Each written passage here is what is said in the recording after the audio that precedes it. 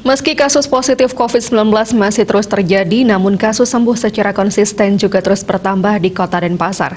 Bahkan angka kesembuhannya mencapai 93,5%.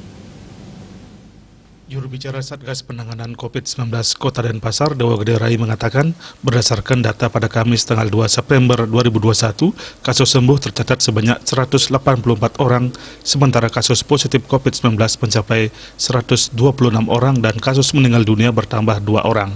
Angka kesembuhan ini sangat menggembirakan karena melampaui kasus positif harian, di mana angka kesembuhan kasus COVID-19 di Kota Denpasar secara kumulatif mencapai angka 33.397 orang atau 93,5%. Terkait tren penularan bagi masyarakat yang belum divaksinasi masih tinggi sehingga masyarakat diharapkan untuk mengikuti vaksinasi. Ia juga meminta kewaspadaan bersama serta kesadaran untuk menerapkan disiplin protokol kesehatan wajib ditingkatkan.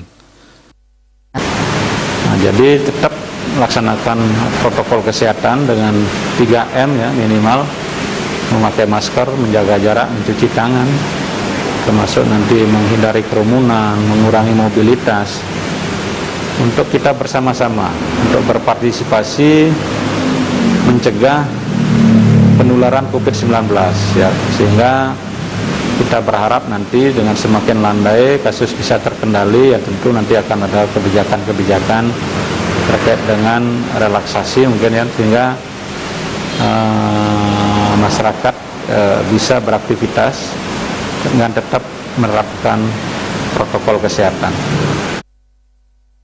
Ditambahkan Dewa Gede Rai, tantangan penanganan COVID-19 di Kota Denpasar dengan tipe masyarakat yang heterogen cukup berat dan memerlukan kerjasama berbagai pihak dan seluruh lapisan masyarakat untuk terus waspada menjaga diri, keluarga, dan orang lain dengan disiplin menerapkan protokol kesehatan dalam kehidupan sehari-hari dan mentaati aturan penerapan PPKM demi kebaikan bersama. Riasa Bali TV.